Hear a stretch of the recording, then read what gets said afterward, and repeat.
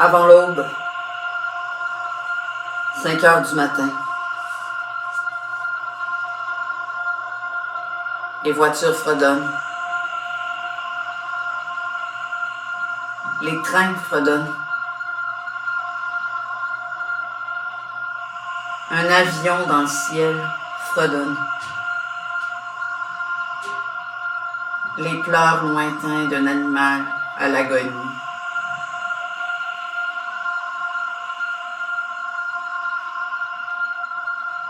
Les travailleurs s'approchent. Le son de leurs pas hésitants sur le trottoir, à moitié réveillés, emmêlés dans leurs pensées qui ne laissent aucune trace.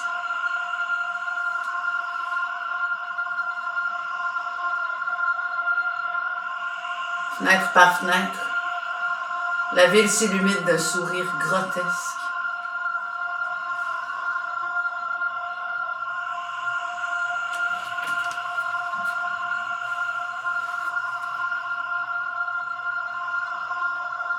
Dans une fenêtre, il y a une femme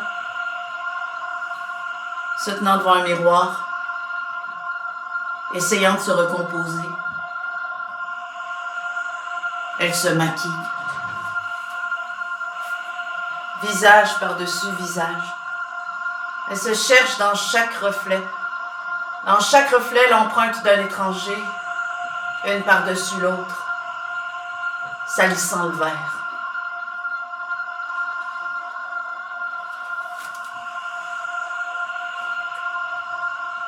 Cette femme-là est pourchassée. Un homme l'orniflé, il la poursuit. Elle l'a laissé s'approcher.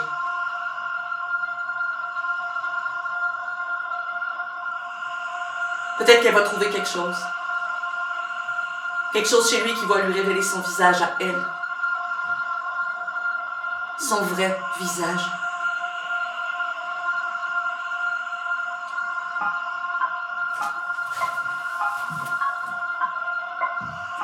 Brosser les cheveux vers l'arrière. Noircir les yeux au mascara. Rince. Crache. Lèvres. Gorgée de café. Elle s'en va travailler.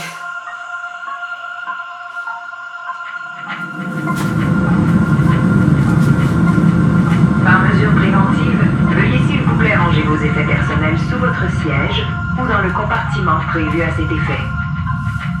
Votre ceinture de sécurité doit être fermement attachée durant le décollage et l'atterrissage de l'appareil et dès que le voyant lumineux est allumé. Il est obligatoire de garder votre ceinture en tout temps lorsque vous êtes assis. Attachez votre ceinture de sécurité en insérant la boucle dans le fermoir et resserrez en tirant sur la courroie. Détachez-la en soulevant le fermoir. En cas d'atterrissage forcé, amortissez le choc en vous repliant sur vous-même. Pouvez-vous atteindre le siège qui se trouve devant vous? Si oui, repliez vos bras. C'est lui. Vous ne pouvez pas atteindre le siège devant vous. C'est qui, lui? Gardez les pieds fermement au sol pour éviter Il te regarde. Il te regarde encore?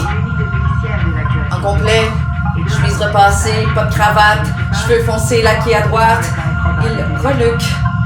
Un manque d'oxygène en haute altitude peut mener à une perte de Tu connais ces yeux-là? Lorsque vous restez Des yeux pleins de cendres vous pouvez aider les autres. qui veulent t'attirer. Finalement, fumer peut causer des incendies et n'éternuez pas. Une femme court autour du parc.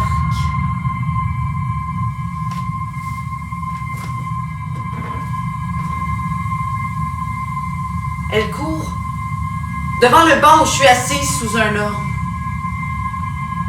Et sans réfléchir, comme un réflexe, j'étends la jambe et je la fais tomber. Elle replie les bras pour amortir la chute. Ses mains raclent l'asphalte. Elle hurle. Beaucoup de peau s'arrache. Elle reste là abasourdie un moment.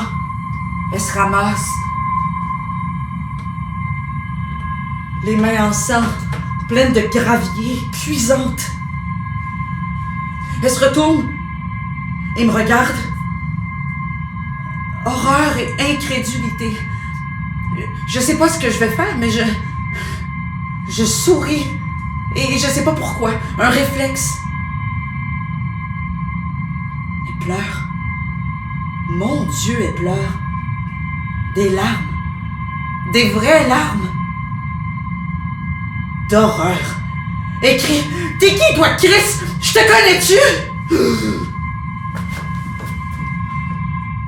Dès qu'elle se met à rêver, elle devient quelqu'un d'autre.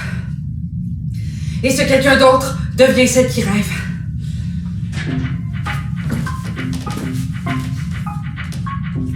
Poulet ou pâte? Poulet ou pâte? Parfait. Poulet ou... Ah, poulet. Ah, elle est endormie. Je vais repasser.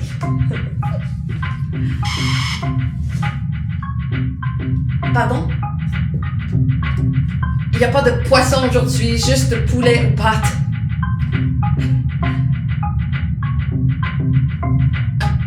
Sans gluten? Pas de problème, juste une petite minute.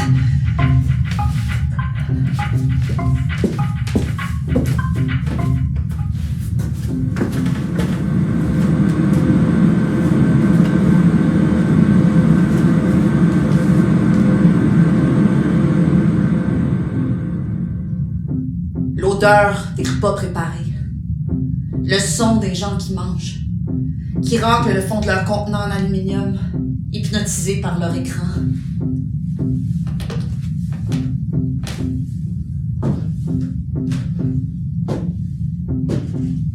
Elle écoute des séries policières, cette femme-là. La tête pleine de meurtres et de violence.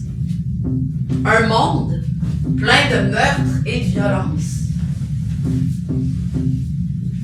Elle dit qu'elle aime le suspense, la tension, la suspension entre la pensée et la surface.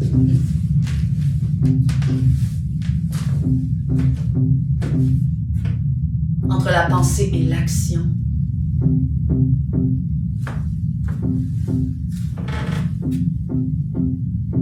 Il y a une violence attachée à cette inertie-là.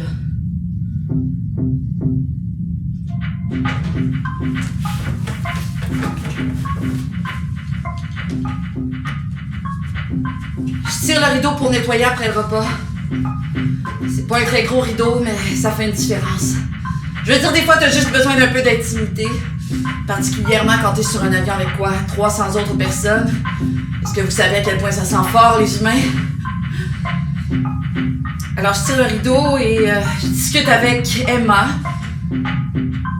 Je pense que c'est Emma. En jetant les déchets. Cabaret sur cabaret de déchets. L'odeur des restants de nourriture. Je demande... as-tu déjà eu accès au registre des passagers d'un vol? Tu veux dire les gars? Jamais de la vie, c'est complètement illégal. Moi, ma fille, je les laisse me pourchasser. Et là, je le vois. Pas lui. Son œil qui scrute à travers la fente du rideau. Un œil de cendre qui me regarde, lubrique. Je le fixe. Le cœur veut me sortir de la poitrine. Il détourne pas le regard, j'arrête de parler. Emma se retourne elle aussi. Il est parti. As-tu vu? Un homme se tenait juste là. Elle ouvre le rideau.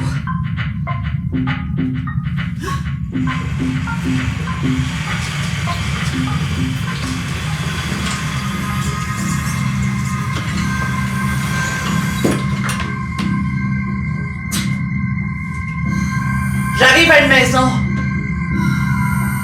On dirait la maison où j'ai grandi, même si elle ressemble pas.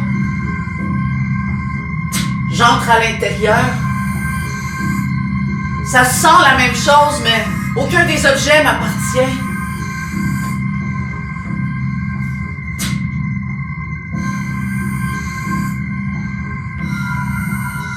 Je la remarque pas tout de suite, mais il y a une autre femme à l'intérieur. Une femme minuscule qui tient une paire de ciseaux. Qu'est-ce que tu fais avec ces ciseaux-là? Au début, je pensais qu'elle avait l'air jeune, mais finalement, elle est vieille, antique. Je la regarde de plus près. Elle a pas de bouche. Je la connais. Je connais son visage. Es-tu ma mère? La femme est redevenue jeune. Cheveux foncés qui pendent sur ses épaules. Elle braque ses ciseaux comme des crocs. Je sais. Je dois choisir un objet dans la maison.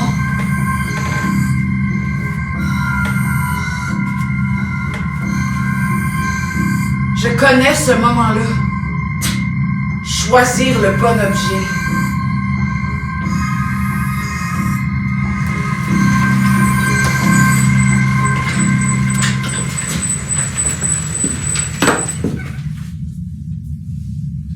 Pour ceux d'entre vous qui sont toujours éveillés, nous voyageons actuellement à une altitude de 31 000 pieds, à une vitesse de 830 km à l'heure.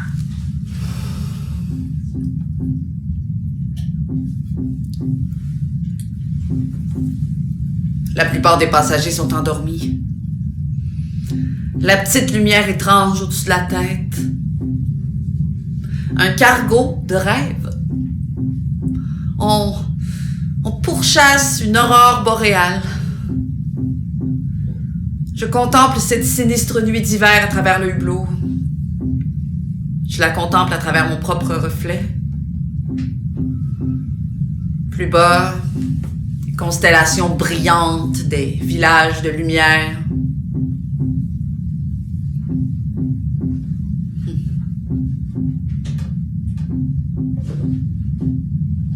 Une femme baise. Elle a une aventure. Son mari sait qu'elle a une aventure. Il se faufile dans la maison quand il sait qu'elle et son amant ils sont ensemble. Il se faufile jusqu'à la chambre. Tronçonneuse à la main. Je sais. Les amants se retournent. Ils actionnent la tronçonneuse. Ils se tranchent la tête devant eux. Pour leur faire payer, pour qu'ils vivent avec ce souvenir-là. Pour que vous le voyez dans votre esprit et leur faire encore et encore.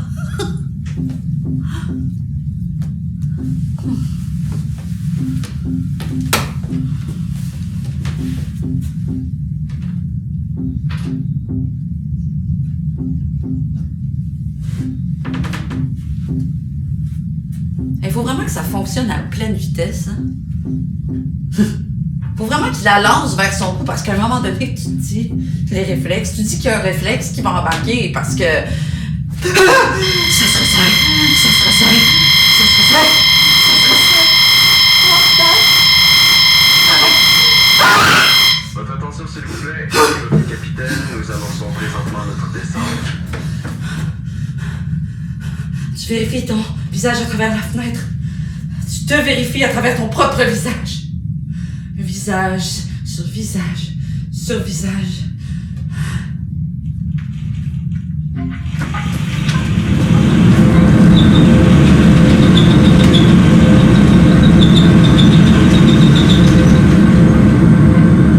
Merci, monsieur. Au revoir. Ah, c'est parfait. Au revoir. Oh, merci. Au revoir. Passez une belle soirée. Ah, merci, madame. Merci. Au revoir. Regarde ce que t'as là, toi. Un livre pop-up. Il est magnifique. Il est vraiment magnifique, hein?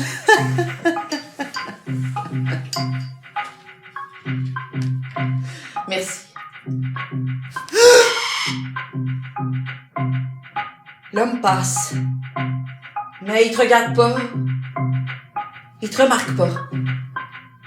Il marche vers le pont.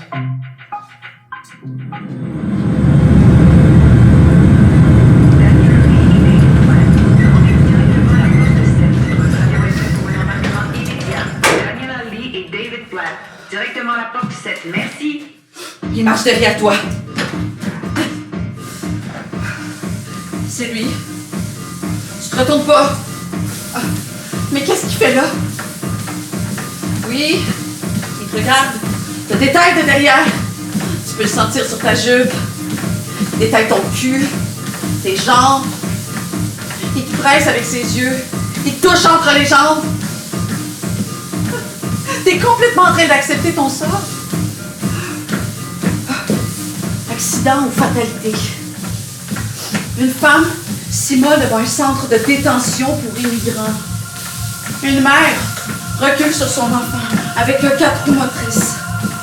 Un avion connaît une ascension rapide, perd le contact, plonge dans la mer et se désintègre. Une boîte noire coule au fond de l'océan. Les archives disparaissent. J'arrive à la gare, je scanne mon billet. Les portes se referment. J'embarque sur un escalier roulant, je le descends rapidement. La petite valise traîne derrière moi. L'homme suit. Je me déplace vers le quai. Il me suit. Il se retourne. Tu le regardes. Il te regarde aussi. Ses yeux pleins de sang. Le cœur veut te sortir de la poitrine. Un train arrive rapidement. Tu fermes les yeux. J'ouvre les yeux. Fenêtre noire. Le train s'arrête. Je vois mon reflet dans la fenêtre, qui se reflète dans la vitre derrière moi, par-dessus le panneau d'affichage, qui se reflète dans la fenêtre noire, qui se reflète dans la vitre derrière moi. Je suis en sursis.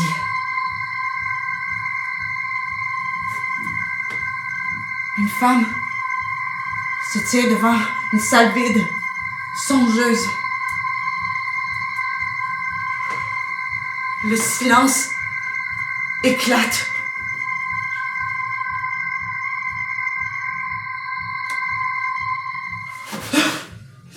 Tu regardes vers le quai, plus loin. Il est là, l'homme, 2 portes plus loin. Il te regarde. Tu l'avais presque oublié, comment t'as pu l'oublier? Les portes se referment, je laisse passer les gens. Il attend de voir ce que je fais. Qu'est-ce que je devrais faire? Tu sais que ça prend juste une petite coupure, une petite fissure, puis... J'ai attrapé un poisson une fois. Au camping, une année. J'avais un complice. David. Le poisson, il nageait péniblement. Il tournait, puis il tournait dans le poids creux. Probablement malade. David était juste un petit garçon, mais curieux. Assez curieux pour faire ce que je disais. Alors, il a attrapé le poisson. Pas moi, je l'aurais jamais fait. Puis il dit, attrape le poisson, David, puis il l'a fait. Je l'ai. Calme-toi, il était déjà à moitié mort quand tu l'as attrapé. J'ai jamais laissé David profiter de rien.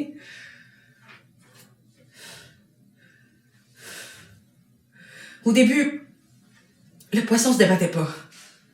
Mais après un petit bout, oui, quand il pouvait plus respirer. Et tout à coup, le poisson a eu une immense poussée d'énergie. Son corps claquait puis se tordait dans les mains de David. Alors, on l'a remis à l'eau pour le réanimer jusqu'à ce qu'on sente qu'il était redevenu correct. Puis là, David l'a sorti de l'eau, est parti avec le poisson en criant et l'a lâché d'un coup sec. J'y avais pas demandé de faire ça. Il a installé le poisson sur une grosse roche. une fois de temps en temps, le poisson poussait un gros râle. On regarde dans ses yeux, David, moi. David dans un, moi dans l'autre. Comment avez-vous fait pour le regarder dans ses deux yeux si le poisson était sur une roche?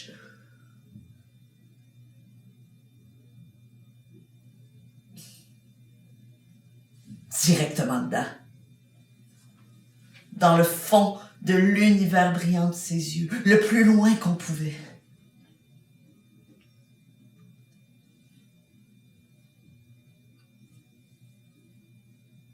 Et là, David a une idée avec laquelle j'étais d'accord. On met le poisson dans un pneu, on lui fait descendre la côte, puis on regarde comment il va nager. Alors, on a encore réanimé le poisson. Il a tenu sous l'eau pendant que j'ai pris le pneu et l'ai monté en haut de la côte. Puis David est venu me rejoindre avec le poisson toujours vivant. Il gérait vraiment bien sa survie. On l'a mis dans le pneu. Il savait instinctivement que le poisson resterait là si le pneu roulait. David, c'est un petit Christ de génie. On avait une limite de temps, alors on s'est dépêché. David est allé vers le bas de la côte, là où il pourrait attraper le pneu. J'ai laissé le pneu rouler en bas de la côte et David l'a attrapé exactement comme prévu. « Il est vivant, dépêche !» qu'il me criait pendant que je fonçais vers le bas de la côte. « Dépêche !» On est retourné dans le pas creux et on l'a remis à l'eau. Toujours vivant et étourdi. Probablement qu'il était étourdi. Et le poisson s'est remis à nager, comme la dernière fois, comme si rien n'était, comme ce que David avait prédit.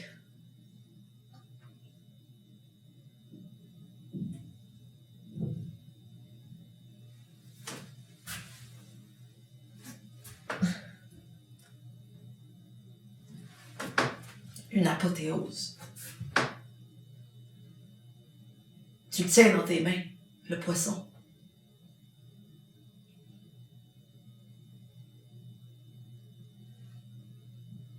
Ce que vous y avez fait, il n'aurait jamais pu voir venir ça. Je veux dire, c'est un poisson. Comment il aurait pu? Pour autant qu'on ne sachait pas de mythologie, oui, poissonnière à propos de ce genre d'épreuve-là qui se transmettrait de poisson en poisson. Soudainement, tu te retrouves au-dessus de lui. Et quand tu y penses, ça pourrait être nous. Un jour, on est assis, la tête qui tourne, en train de mourir. Et les dieux nous regardent d'en haut avec une impitoyable curiosité.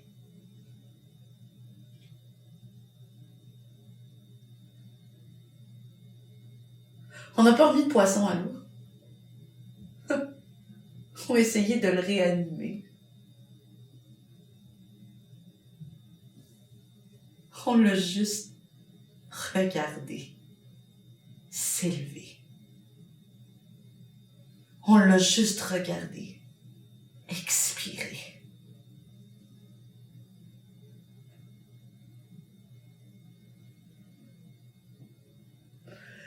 Je vois David descendre avec un tournevis et lui arrache les yeux, un à la fois. Il l'étrangle. Il tranche. Il sort son intestin. Arrache son cœur. Arrache sa colonne vertébrale, le vide de son sang.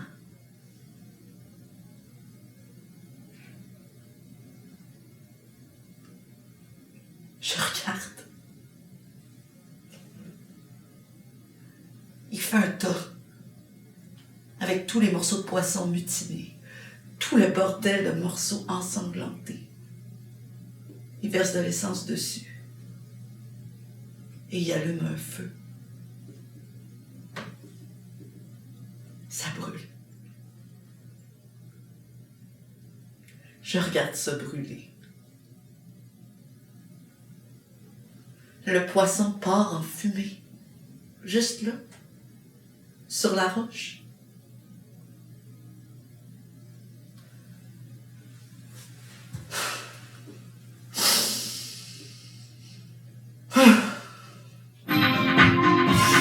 Qu'est-ce que je dois faire? T'accroches tes yeux dans les siens, un jeu de bluff. Devrais-tu rester sur le quai ou monter dans le train? Attends, observe-le. Qu'est-ce que lui va faire? Rester ou monter? Rester ou monter? Les portes se referment. Tu penses qu'il pense que tu vas rester? N'hésite pas. Monte maintenant. Enjambe le vide.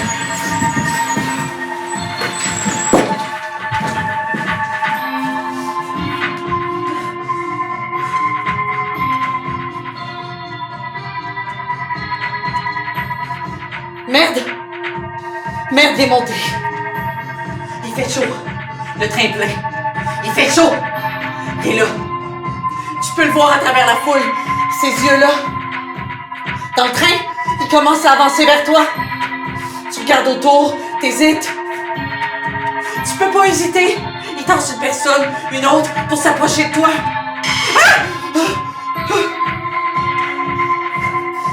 T'étends la main. Un visage. Son visage! Barbe! Est-ce qu'il y avait de la barbe? T'étends la main, encore, un tâton pour trouver les portes. Oh, il y a tellement de gens. Il fait chaud. La noirceur est un mur devant toi, en face de toi. Oh, besoin de lumière. Merde! Merde! Les portes sont barrées, merde! Il est où? Tu veux crier? Où est-ce qu'il est? Est-ce que c'est lui qui est touché? Il touche! Ah! Laissez-moi sortir! S'il vous plaît! S'il vous plaît! Je vous le demande! Laissez-moi sortir! Laissez-moi sortir!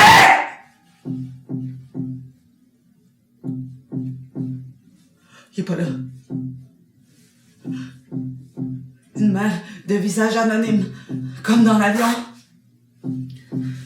Il est où?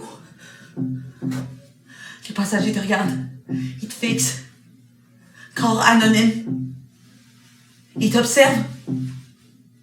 Vous êtes qui, Chris? Il y a un gars.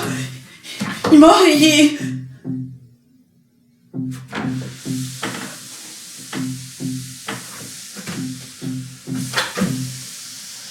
Le train repart.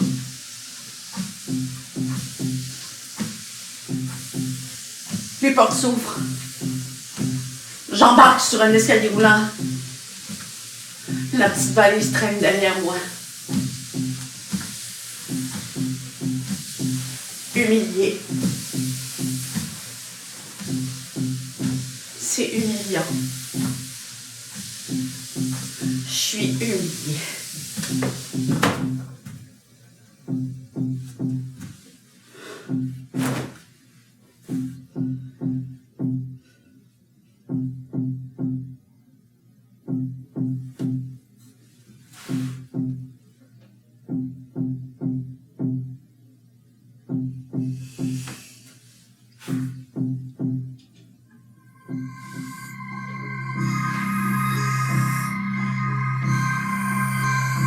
Après avoir fouillé dans la vieille maison toute la nuit, finalement je le trouve. L'objet. Un gros chaudron en fonte. Qu'est-ce que tu vas faire avec un chaudron en fonte?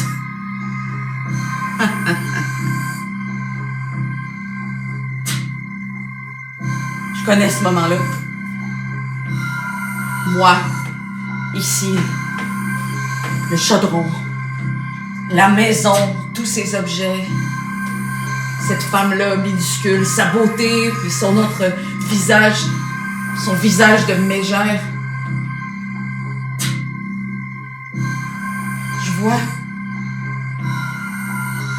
Je vois la femme aux ciseaux partout. Elle commence à tout découper. Elle découpe tout. Comme si c'était un monde de papier. Elle découpe les fauteuils, les vases, les murs. Tout est découpé en morceaux minuscules. Mais pas moi. Les morceaux volent autour de ma tête comme des papillons de nuit. Elle étend le bras. Tous les morceaux sont aspirés par sa paume dans un simple geste, puis elle les souffle de sa main. Ils se dispersent et disparaissent dans la noirceur. Des cendres dans le vent.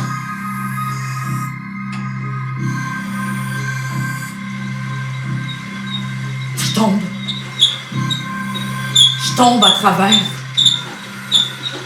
Je tombe à travers le fond de mon rêve.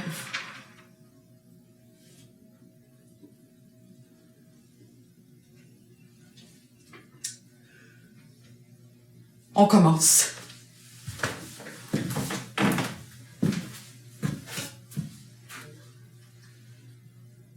On commence dans le noir. Silence. C'est silencieux.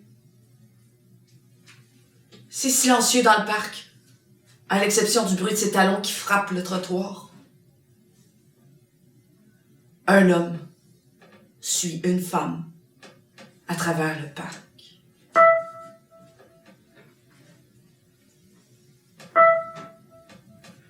Elle court toujours, cette femme-là, de l'autre côté du miroir.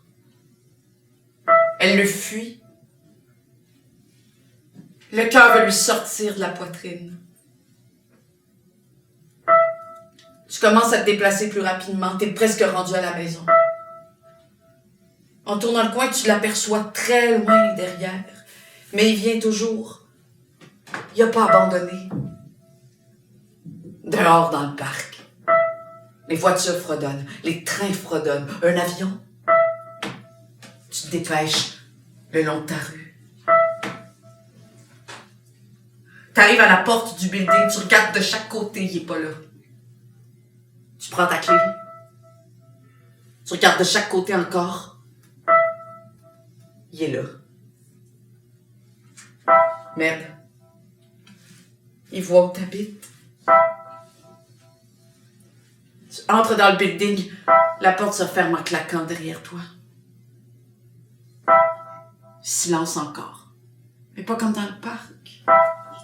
Un silence qui résonne. Tu détales le corridor à petits pas rapides. Le son des talons dans le corridor en béton. Tu te retournes, tu le vois. Il se tient là, entre les portes vitrées. Il te reluque. Tu te vois, ton reflet sur lui. T'entres dans l'appartement. La porte se referme en claquant derrière toi. Un silence épais. Le bruit de succion de l'air filtré de l'appartement qui siffle sous les portes autour de tes chevilles. Le cœur veut te sortir de la poitrine.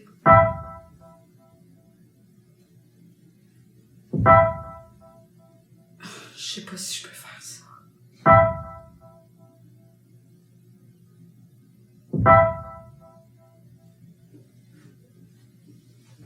Elle sait qu'il est toujours là dehors. Il l'encercle. Toutes les portes sont barrées. Elle va à la salle de bain. Elle allume la lampe, active la douche et se déshabille.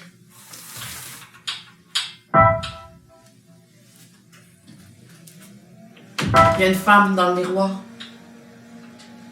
Elle te regarde. Elle essaie de se recomposer. Détacher les cheveux. Il tombe sombre sur ses épaules. Elle va sous la douche. Brosser les cheveux vers l'arrière. Passer les doigts sous les yeux. Rince. Crache. Elle le sent à travers les murs,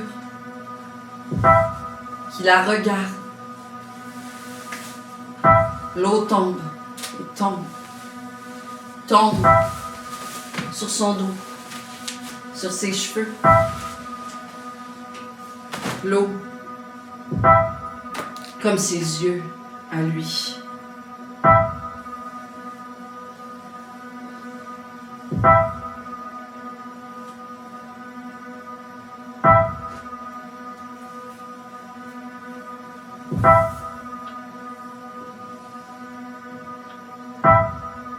En sortant de la douche, je m'attends à ce qu'il sorte de derrière une porte et m'agrippe par la gorge.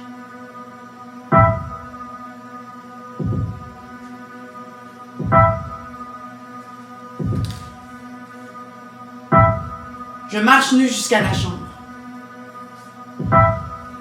Dans la terreur, une certaine tendresse, une chaleur, une électricité. Ça rampe le long des murs, en dessous des portes. Ça te prend. Ça t'expose.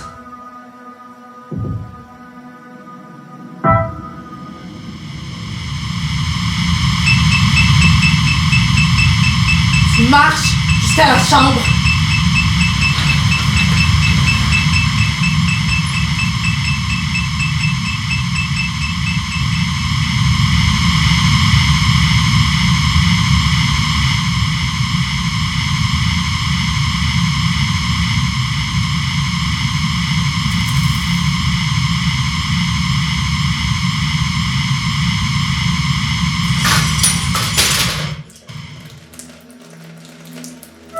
T'allumes la lampe. Fenêtre noire. Tu vois ton reflet dans la fenêtre. Esquive. Fermez la lampe. Poubelle, poubelle, homme, poubelle. C'est lui. En complet, chemise repassée, pas de cravate, cheveux foncés, laqués à droite. Allumez la lampe. Tu peux pas le voir. Tu te vois en reflet. Le cœur veut te sortir. Merde. Tu veux courir, tu peux pas. Il peut te voir. Fermez la lampe. Noirceur. Poubelle, poubelle, homme. Il peut pas te voir. Juste une fenêtre noire. Son reflet dans une fenêtre noire. Tu te tiens dans une pièce sombre derrière une fenêtre noire. Il te regarde. À travers son reflet dans une fenêtre noire, il te regarde dans une pièce sombre. Allumez la lampe. Fenêtre noire. Ton reflet dans une fenêtre noire. Tu regardes à travers ton reflet dans une fenêtre noire, dans ses yeux de cendre.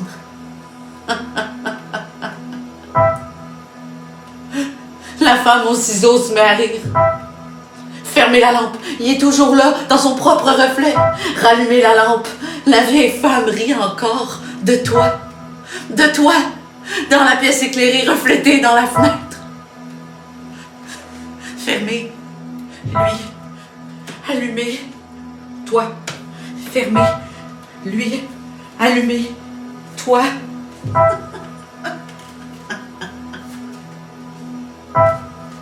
Lui par-dessus toi, toi par-dessus lui, lui par-dessus toi, toi par-dessus lui, par-dessus toi, par-dessus lui, par-dessus toi, par-dessus lui, par-dessus toi, par-dessus lui, toi, lui, toi, lui, toi, lui, toi.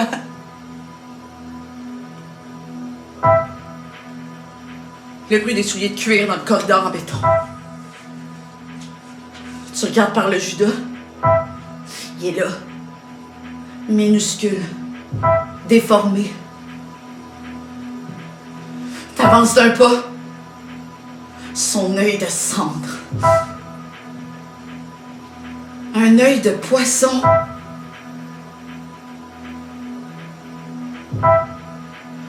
T'étends le bras. T'attrapes la poignée. Ouvrir la porte. Pourquoi est-ce qu'elle ouvre la porte?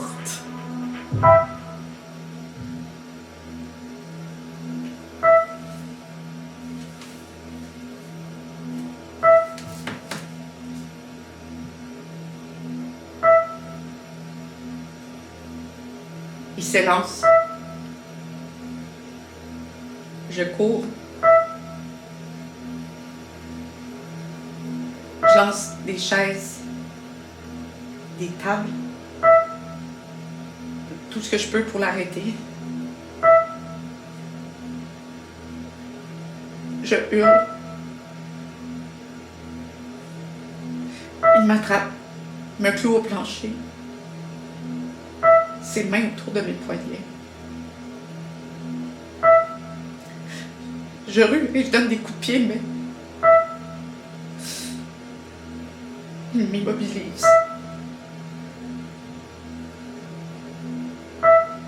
Il défait sa ceinture. Je lui donne un coup de pied dans la poitrine. Il lâche un souffle, mais me plaque à nouveau au sol.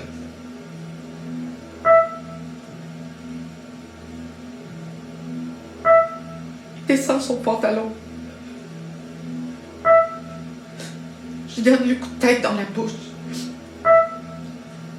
Il crache du sang, mais il me plaque à nouveau au sol. Je me déprends une main pendant qu'il déchire mon pantalon. J'y arrache un œil. Il hurle. Mais il plaque à nouveau au sol.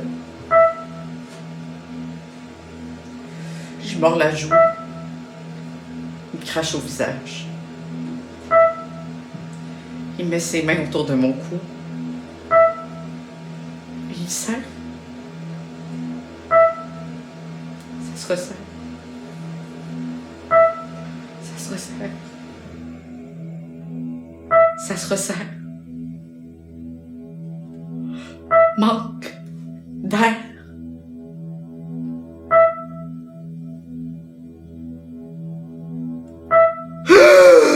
Non! Par réflexe, il lâche prise. Il roule sur le côté.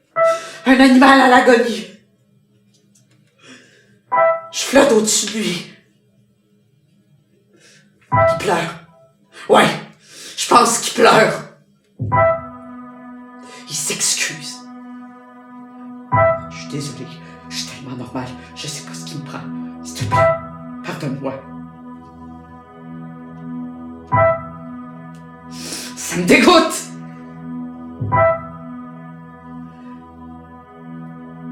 Je vois la marque d'ongles sur sa poitrine, sur son cou.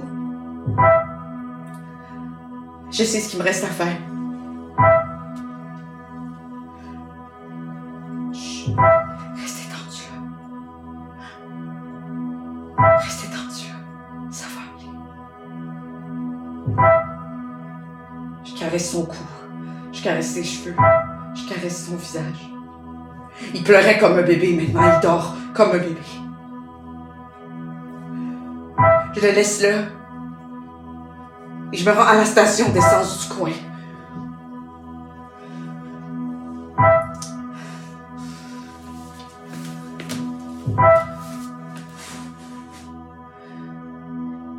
Elle achète un litre. Revient à la maison. De quoi est-ce que j'ai besoin? Elle se rend à la cuisine et sort un gros chaudron en fonte. Il est toujours endormi, là, sur le plancher du salon. Elle verse de l'essence dessus. Et sans hésiter, elle jette une allumette dans tout ce bordel morceau de chair et de larmes.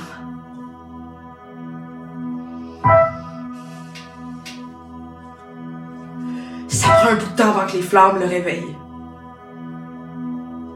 Mais dès qu'il ouvre les yeux, à l'agonie, elle lui défonce le crâne avec 3 coups de chaudron en fonte. Il se rendort, inconscient. Je regarde. Il brûle à mort sur le plancher de son salon. Je regarde ça brûler.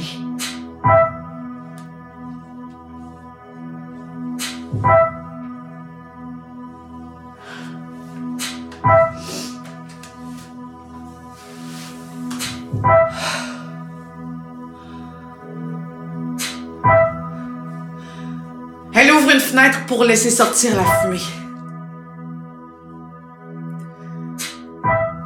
Ça sent pas aussi fort qu'elle aurait pensé.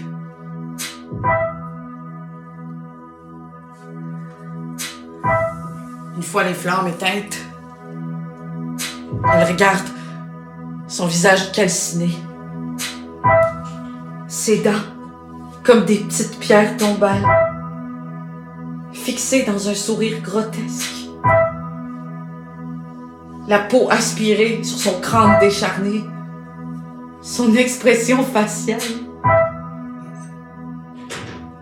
comme s'il se rappelait de son pire cauchemar.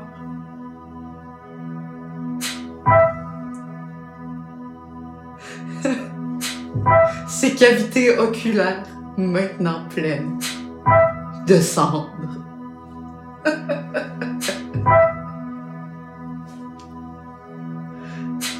Debout, là, sur le plancher du salon, avec le poids du chaudron qui pèse dans ses mains.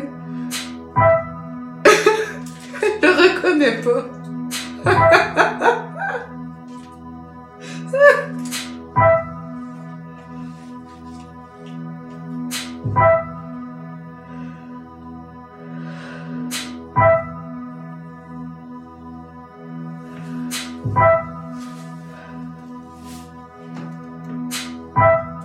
Elle va au lit.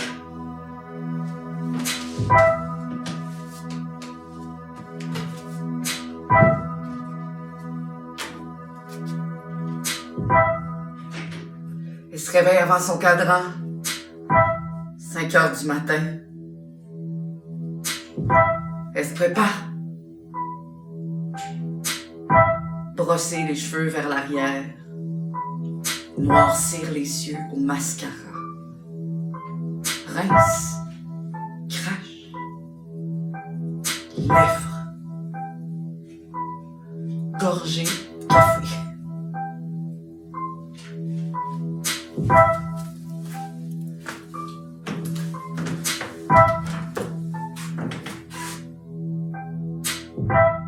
Enfiler un visage entre sa chute et sa disparition.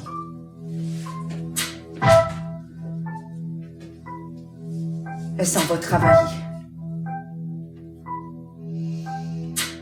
Elle s'en va travailler.